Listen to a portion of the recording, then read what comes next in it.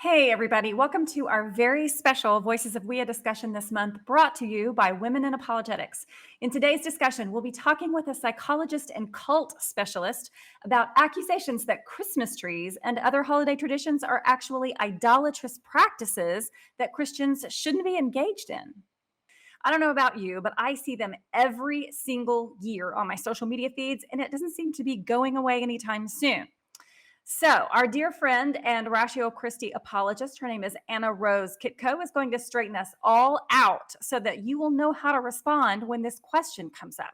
This is exactly the kind of thing that WIA does. WIA exists to educate, equip, and encourage women to defend their faith in Christ with confidence and with grace.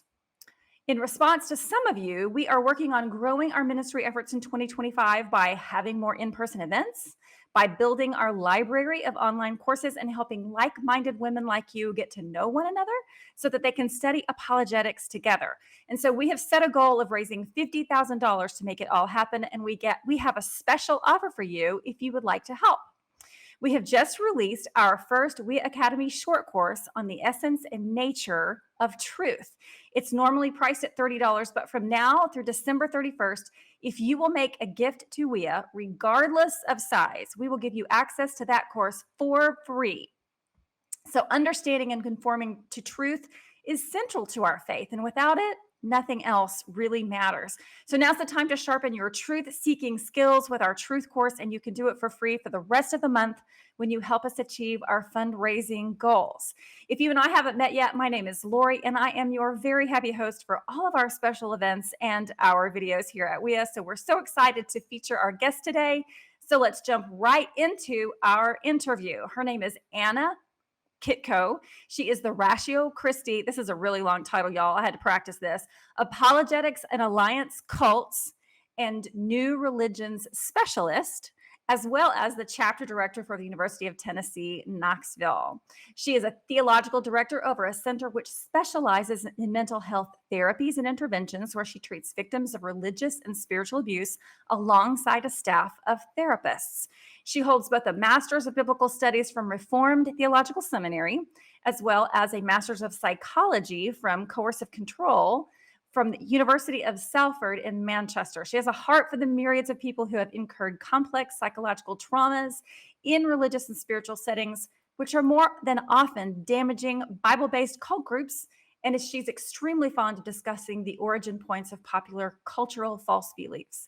Welcome, Anna. Thank you so much for being with us today. And I can't wait to have this discussion with you. I think it's going to be so helpful. So I'm so glad that you're here. Totally, but we definitely need to get me a new title. That is way too many hats. It is long, sister. That is a big title. Yes, totally get it. For We'll figure sure. something out.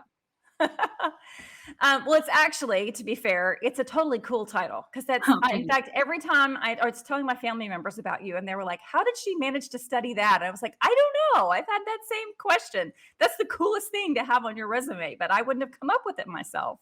Yeah, it's just one of those things that I fell into. Those things didn't exist when I started in my career. I kind of had to like stitch things together, but there were other people who were concerned about the amount of people who were being spiritually abused, and the fact that America was referred to as the kingdom of the cults and has been for decades, and that there weren't enough people specializing in their care. And so we kind of, as we went, started developing this niche pioneer field to unify theology and psychology together. So I'm thrilled to be a part of that and to be a part of that pioneering field. And if anybody ever has any questions, I'm more than happy to answer them. Yeah, I would be too. That is really cool. That is a neat thing that you do. So, okay. So with regard to our discussion tonight, as you and I had talked before, every single year I see posts on social media which accuse Christians of violating their own beliefs by celebrating Christmas with Christmas trees, as if that's somehow a recycled pagan tradition that somehow we're all knowingly and willingly reproducing. But most of us really intuitively know that's not true, but we don't know how to respond to it. And it happens every single year. Where exactly did this idea come from? What is the origin of this idea? Yeah, wonderful question. And as with a lot of things and a lot of false beliefs, or at least beliefs that we're seeing in meme form, which is usually what I see, like on Facebook and Instagram, and they're the same exact thing repetitively. It doesn't matter how often we answer this question. I mean, I think I've answered this question way more times than I can count every year. That it's still it's like become urban legend, and I'm not entirely sure how to keep battling that except to just educate folks and do shows like this and work with folks like you.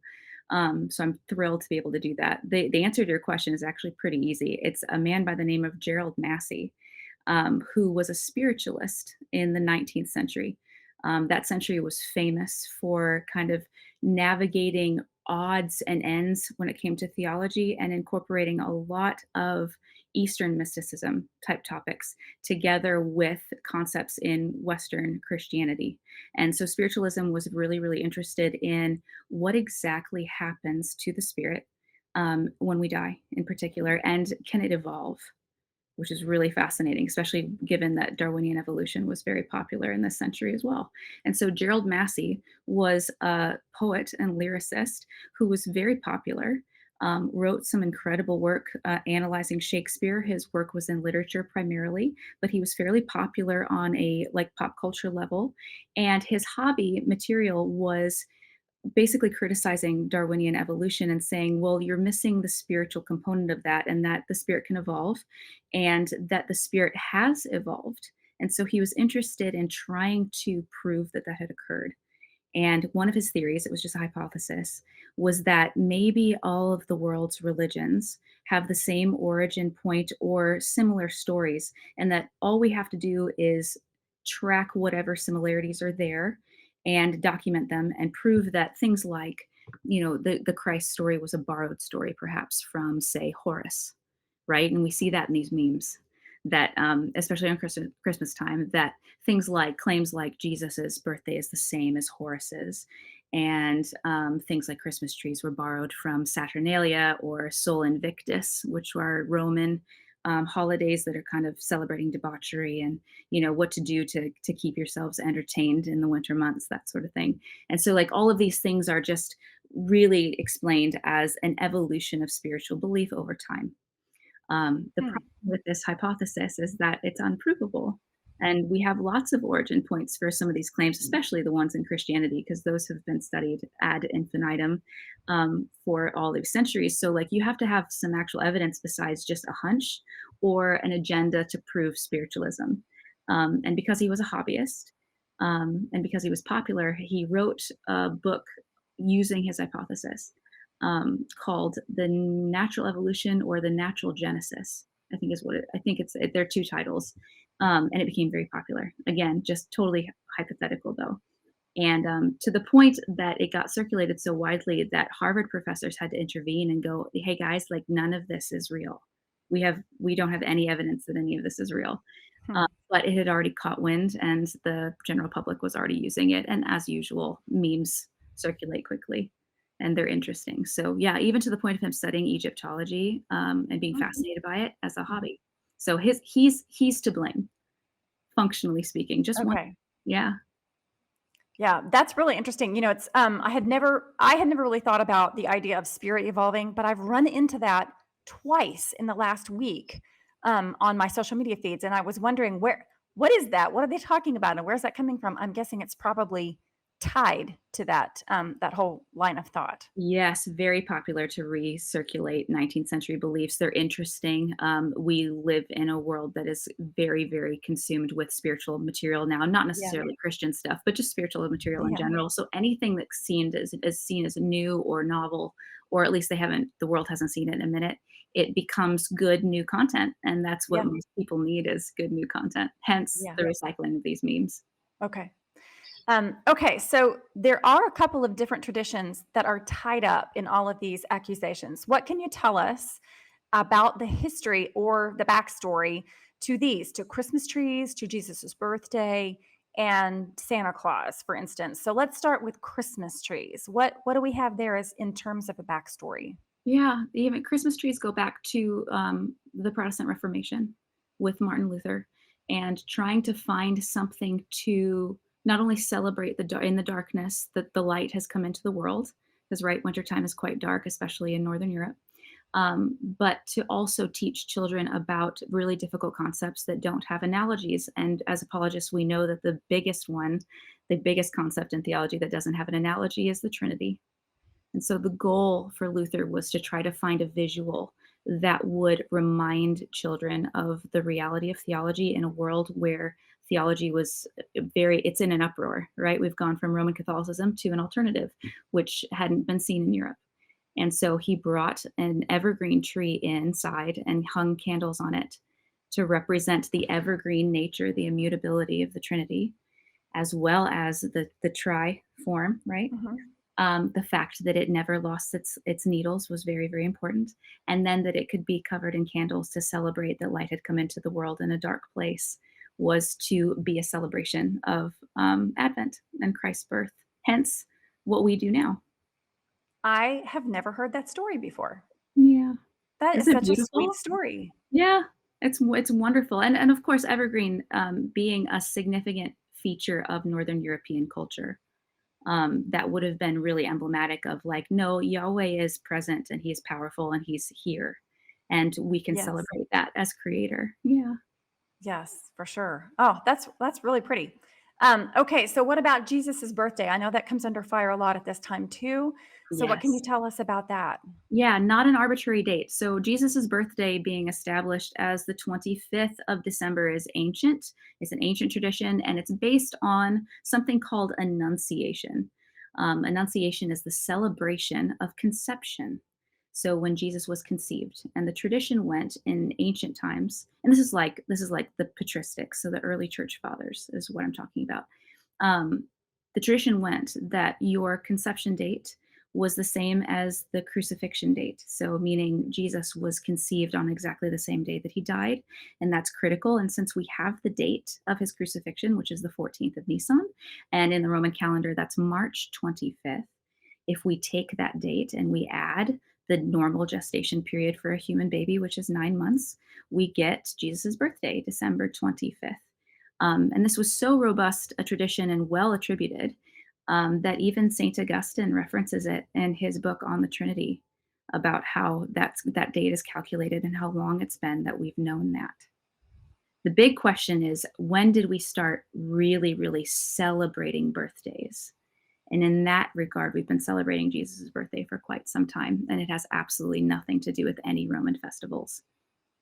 Okay, that's good information because I think people get that a lot. I see that one. That's probably the most prolific that I've seen on social media that gets attacked from year to year to year. And I mean, most of us when we're growing up in church, we just don't think about whether or not that needs a defense of some sort until we are confronted with it, and then it's hard to know what to say. So Well, certainly, and this stuff is not easily Googleable.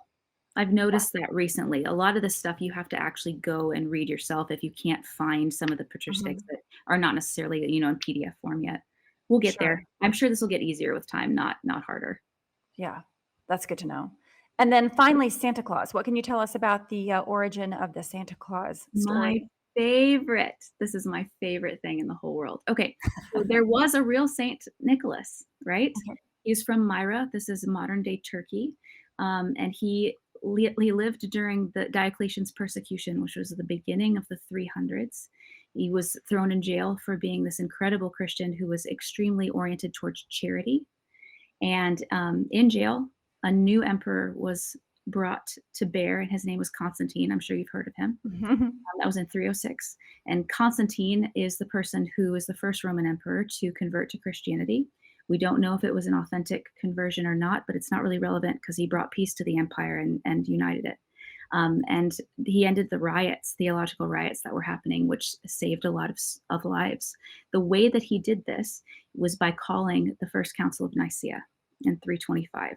And the goal of the Council of Nicaea was to bring every single theological representative across the empire into one room to finally settle what the riots were about. And the riots were concerning a man named Arius and what he was teaching, Mhm. Arianism, which Mhm. was that Jesus was not divine, he was just a human being. We see this teaching in the modern era in the form of the Jehovah's Witnesses. that Oh, okay. particular cult group, they teach Arianism. So it's been around for a long time and it's still active. Well, the goal of the bishops was to debate this issue. They came to the conclusion that Jesus was indeed fully divine, both fully man and fully God. And that's where we get the Nicene Creed. Okay. But interestingly, during this whole dynamic and during this debate, Arius was brought in order to give his case. The rule was you could speak until you were done talking, you just couldn't fall asleep. Arius had been talking for nearly 24 hours just to grandstand. Mhm. That was what was going on according to tradition. Saint Nicholas was over it. He was like, "I'm not doing this." As bishop, he was apparently sitting up high in the arena where this was going down, and he proceeded to walk down to where Arius was doing his speech and slap him full across the face so that he stopped speaking, the grandstanding would end, and they could move on with the council. So Oh my goodness. that is Saint Nicholas's first major story in the history of the church, is that Santa Claus just slaps heretics when necessary, right?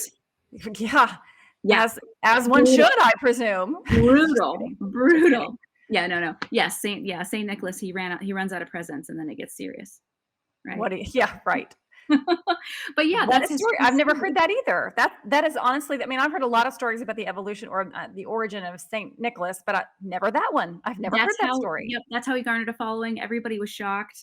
He got away with it. Arius was basically told to sit down. You're done now. You haven't made your case. I'm sorry. No one was happy with him. And the result was St. Nicholas, a young man at the time, got to go back to Myra and serve in his parish, where he picked up his charitable giving again. What do And you know? his major concern was children. So he would give gifts out of church funds to kids who were in need, and in particular to bring joy to their life because it was a very difficult job, and life in Turkey at the time. Sure. So that's how that tradition began. Oh, love Yeah. that. Love that. Okay, so I know that all of these stories have some thread of continuity that kind of weaves them all together, which is the idea that they are somehow related to some sort of pagan festival or pagan ritual or pagan celebration, and therefore they are all tainted as pagan, as are we if we follow them. So, which is it? Did the pagans borrow from Christian stories, or did we borrow from them? And can you help us determine really what is actually going on here? Are Christians engaging in idolatry, or have we simply reoriented these practices in their proper direction? Give us some idea of how we should think about these things in broader terms. For sure. So this is going to be an odd starting point, but roll with it because it'll matter in a second. When we look at creation and the fact that creation is good and created by a good God, we have the beginning point or the context for this question, and that is that everything ultimately belongs to Yahweh and always has. So the goal of the Christian is to be framing their existence not in simply giving the gospel, because of course that's our job, but also that functionally speaking, everything belongs to Yahweh, and taking back what has been stolen from the evil one and what has been marred and what has been twisted, and identifying sin and darkness. That's a part of the sanctification process. It's a part of what we want to do as Christians, how we spend our time here on earth. So when we arrive to now a broken world with broken things and people groups who have not heard the gospel and don't know anything about Christ, we have instances of creation being needing to be taken back. And so we look to the different parts and pieces of pagan traditions that are still, you can see the glimmer of what was supposed to be there, what was good, and we can purge from that what has marred it, where Satan is, and the dark things. And that has been, functionally speaking, that task has been the tradition of the history of the church. And that is to go out to the people groups who have not heard of Christ and point out the good, positive things about natural revelation, or the things that they have picked up on how the world works and how God works and what he's like and what's good. And it's to take those good things and reclaim them and call them what they actually are, which is these things that belong to Yahweh, that have boundaries and margins for error and ways forward with wisdom, but still in a joyful way. So the church, and I use that in quotes, meaning the history of the body of Christ, has been doing this with pagan traditions for a very, very long time. That's true. But what they've been doing is isolating what the pagans are getting really right, and helping them understand that the context for how they understand the world is just it's off. It's been broken. And by doing that, by identifying the brokenness, they are correcting these cultures, which are good and beautiful and have incredible specificity and beauty, right? We have all these different cultures and we celebrate them, and we ought to, because the body of Christ is made up of many different parts, and God loves variety, clearly. Otherwise, we'd all look the same and act the same. And so we can celebrate all of that variety without sinning. And so that's part of what you see when you get to these arguments about pagan traditions is they're going, well, that once belonged to a pagan tradition. Like, for example, Yule was a pagan tradition in Northern Europe, and it was a celebration of the winter solstice. And during winter, there are evergreen things, and they're holly berries and Yule logs. And so what the Christians did was come in and go, well, there's nothing wrong with lighting a log on fire, but we need to make sure we're not lighting it on fire to worship a foreign deity. We need to make sure that we know that there's only one God and that his son Jesus Christ is who we worship. And so the lighting of the Yule log and the celebration of winter and all of the beauty that that brings to the earth and its regenerative nature in springtime is perfectly okay to celebrate, but it's not okay to attribute it to a pagan god. And that's where we see some of these things, especially in Christmas time, like with Mhm. holly being brought in, right? Mistletoe, things like that being brought inside. Nothing intrinsically sinful about doing that. Sure. We just have to make sure we have the right intention in doing so. Intention matters immensely. Yeah. I actually really love that explanation because it is so helpful simply to tell people. Because I see this too. I see it happening all the time. You Christians don't even know what you believe. You're celebrating this pagan ritual. You don't have any idea.